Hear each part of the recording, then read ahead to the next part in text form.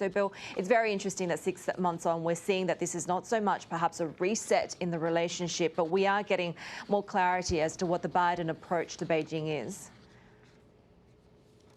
Right. What we're seeing is, in a large part, a continuation of the Trump policies and actually an expansion or extension of them into new areas. So we're expecting a business advisory on Hong Kong to come as soon as Friday.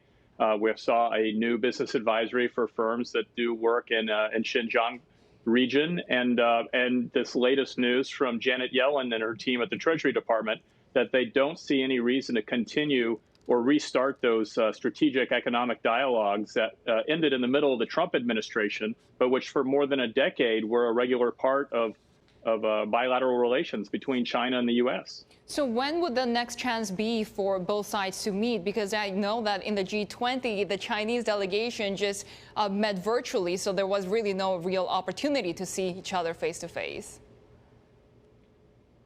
Right. In terms of a one-on-one, that is something that both sides are still talking about. We know the Deputy Secretary of State, Wendy Sherman, is expected to go to Beijing as soon as next month. That would lay the groundwork for Secretary of State Tony Blinken and his Chinese counterpart to meet and presumably to start working out when the two leaders can meet. It's really quite notable now.